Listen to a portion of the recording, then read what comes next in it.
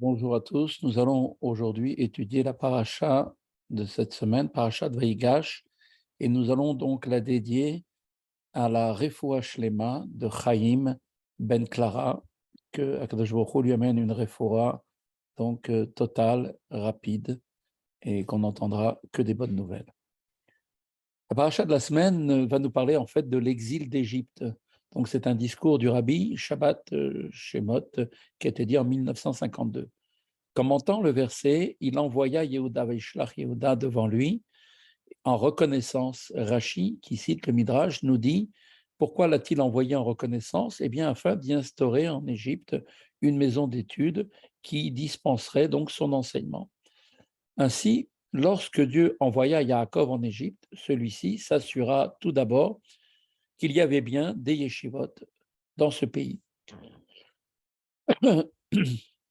Dieu lui avait fait la promesse qui l'accompagnerait, comme l'indique le verset, je descendrai avec toi en Égypte et j'en remonterai avec toi. Malgré cela, Yaakov souhaitait au préalable s'assurer que ces yeshivot existaient bien réellement dans cet endroit. C'est ensuite seulement qu'il se rendit en Égypte, accompagné par Dieu. De fait, les yeshivot sont bien le fondement de la vie juive. Pendant toute la période que les Bnei Israël passèrent en Égypte, eh bien, les yeshivot fondés par Yaakov fonctionnèrent tout le temps. Ainsi, disent nos sages, nos ancêtres ne cessèrent jamais de fréquenter la maison d'études et ils en firent également en Égypte, ainsi qu'il est dit, va et rassemble les anciens d'Israël qui se trouvaient où? Eh bien, dans les yeshivot. À toute époque, en tout lieu, où se trouvaient des Juifs, y compris pendant l'exil d'Égypte, particulièrement exil difficile, un exil âpre, il y eut des yeshivot dans lesquels on étudiait la Torah, comme nous l'avons dit. Ces institutions sont, comme nous le savons, la base même de l'existence du peuple juif. L'exil d'Égypte fut, comme il est dit, le plus dur de tous. Il fut même plus difficile que notre présente situation, et cela pour différentes raisons. Premièrement, il se produisit avant le don de la Torah. Certes, cette Torah était déjà étudiée à l'époque, comme de nombreuses explications de nos sages permettent de l'établir. Ceci nous affirme d'ailleurs en particulier que nos ancêtres, en leur temps, ne cessèrent jamais d'étudier la Torah. Néanmoins, ils leur firent de leur propre initiative. Dieu n'avait rien demandé concrètement dans ce sens. Et concrètement, on sait très bien qu'une créature ne peut s'élever que jusqu'à la source de son existence, mais non la dépasser, du fait que cela venait en fait de leur propre initiative et qu'elle ne venait pas de celle de Dieu. Eh bien, ils restaient au stade donc d'une créature. Deuxièmement, à l'époque, les Bnei Israël faisaient pour la première fois l'expérience de l'exil qu'ils supportaient avec beaucoup de peine. En effet, celui qui est confronté à un malheur pour la première fois en souffrira profondément. En revanche, il le supportera beaucoup mieux la seconde et les autres fois, à partir du moment où il s'y est maintenant déjà accoutumé. Quatrièmement, l'exil que tous les Bnei Israël vivaient, eh bien, ils le vivaient tous ensemble, alors que durant les exils ultérieurs, Akadosh Baruch Hu accorda à Israël le bienfait d'être disséminé parmi les nations. Les Juifs se répartissent donc en différents pays, et lorsqu'ils sont persécutés dans un endroit, ils peuvent se réfugier dans un autre. Ainsi, ils ont en outre la possibilité de venir en aide à ceux qui sont en difficulté. En Égypte, par contre, ils se trouvaient tous ensemble dans un seul et même lieu, placés sous une même autorité. Quatrième point, l'Égypte était un pays très difficile. Pourquoi? Parce que jamais un esclave n'avait pu s'en échapper. Or, il s'agissait en l'occurrence d'en faire sortir pas un, mais 600 000 hommes accompagnés par les femmes et les enfants, c'est-à-dire des millions de personnes. On voit que malgré toutes ces difficultés, nos ancêtres ne cessèrent jamais d'étudier la Torah et ils eurent en permanence des yeshivot dans lesquels ils purent se consacrer à cette étude. Le rabbi nous rappelle que nous avons souligné à de maintes reprises que la Torah n'est pas un manuel d'histoire. Chaque idée, chaque récit, chaque lettre de la Torah délivre pour chacun d'entre nous un enseignement valable à tout moment et cela en tout lieu. Certains prétendent aujourd'hui que les chivotes ont perdu leur raison d'être dans une situation aussi difficile que nous vivons. On peut se contenter de fréquenter un Talmud Torah, le dimanche ou un autre jour. En tout état de cause, ils affirment que si les yeshivot sont maintenues, elles doivent être adaptées à notre époque. L'exil d'Égypte apporte une réponse à toutes ces objections. La situation à l'époque était infiniment plus difficile que la nôtre et malgré cela, on ne s'en préoccupait pas et l'on étudiait la Torah. Bien plus, non seulement on ne tenait aucun compte des vicissitudes de l'exil, mais en outre, on ne se demandait à aucun moment si l'on atteignait par cette étude la source des créatures ou bien si on la dépassait. À l'heure actuelle, notre situation est beaucoup plus favorable qu'à l'époque et notre étude aussi, puisqu'elle vient après Matan Torah, avec le commandement que Dieu nous donne de pouvoir nous attacher à lui, nous permet d'être une étude beaucoup plus élevée. Il nous importe donc de mettre de côté tous ces raisonnements erronés et il est impératif qu'il y ait justement des yeshivot.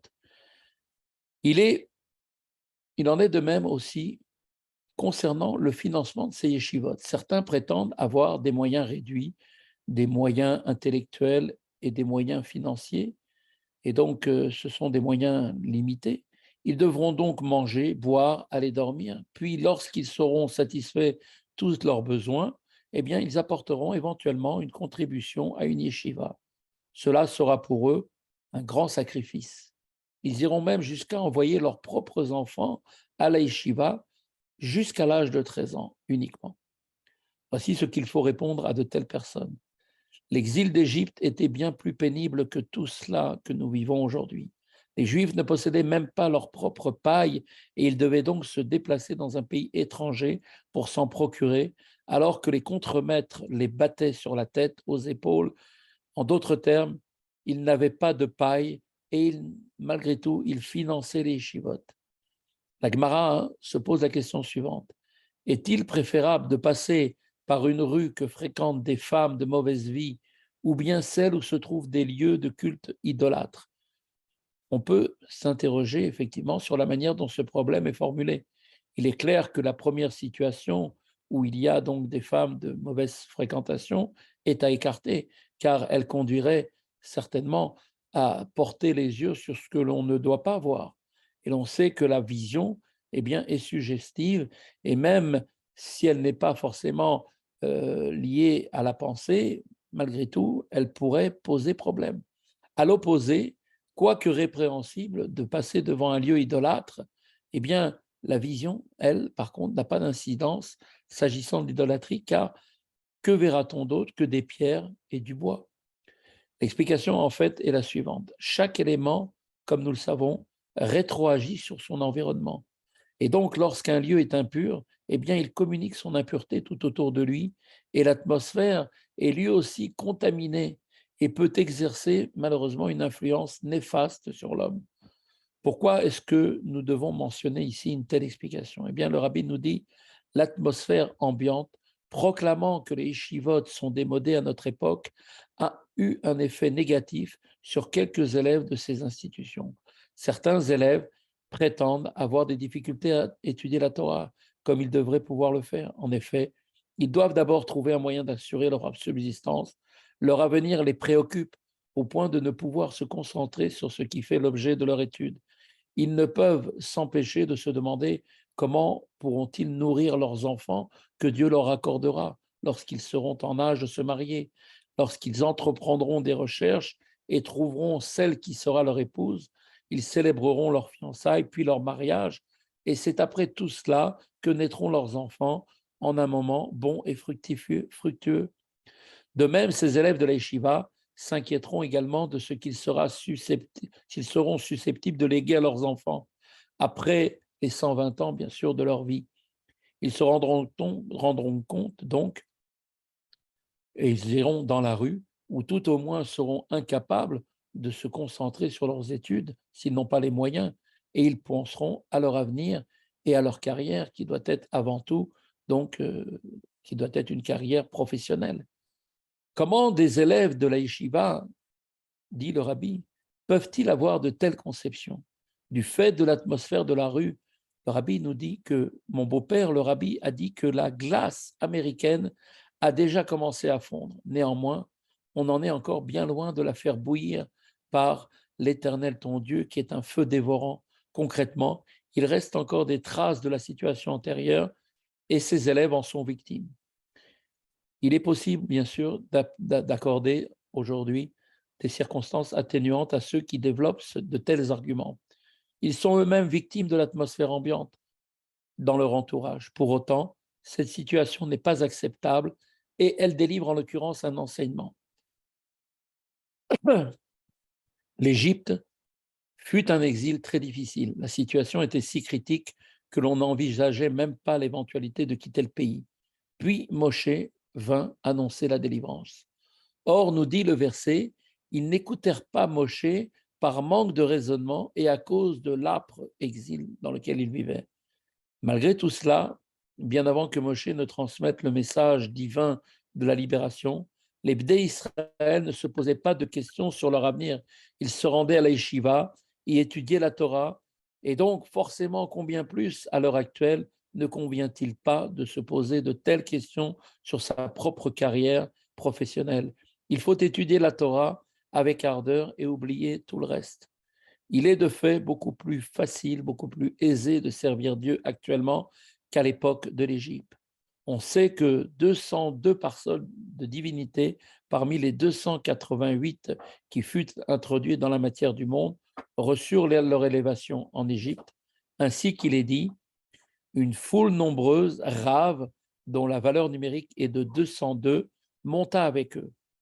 Il ne reste donc que 86 de ces parcelles, valeur numérique d'ailleurs du nom divin Elohim, et donc depuis lors, les Juifs, par leur sueur et par leur sang, ont élevé un grand nombre de ces parcelles et il n'en reste désormais que très peu.